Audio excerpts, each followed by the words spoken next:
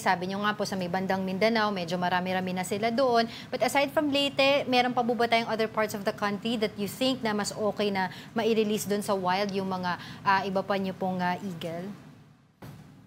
Yes, Angela, no? Now na na-release natin sa Leyte, we're also looking at areas in Luzon, no? Such as the forest of Zambales, no? May historical eagle sightings dyan, but we think dahil na rin sa shooting and hunting, naubos na rin po ang Philippine eagles dyan. Meron din po tayong bakating habitat sa Subic, sa Bataan, sa Mount Banahaw, sa Quezon, and of course sa Bicol Peninsula. So yung pong mga excess na Philippine eagles natin, yung mga walang teritoryo na palutang-lutang lang, sila po yung madalas mabarel at trap mo. Sila po yung nahuhuli.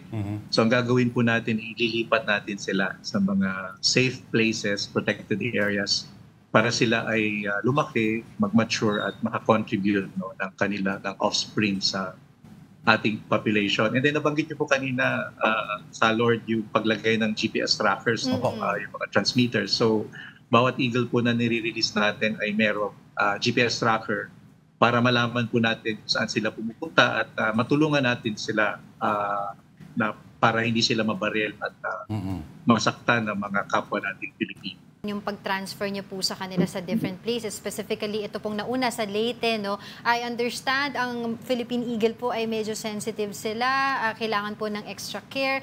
What were the challenges po ang nakaharap po ninyo with regards nga po dito sa translocation ng mga Philippine Eagle? Well, of course, ang pinaka-challenge natin yun is funding, no? Hindi po mura, hindi po cheap ang mag-translocate ng Philippine Eagles, but we're very happy sa support course ng DNR ni Secretary Tony Loizaga. Siya po ang office po niya nag-support, and then mga funders natin. Andyan din po yung logistics, no, ng transfer. And of course, yung pong pagkumbinse sa mga hosts release sites natin, mga communities and LGUs, no. Kailangan makita nila na may dagdag benepisyo ang pagre-release ng Philippine Eagle, no, hindi po sakit ng ulo. So sa pamamagitan po ng programa, kami po bumuo ng Forest Guard Program, Alternative Livelihoods, Forest Protection Projects, no? Organizing ng mga youth, ng mga women,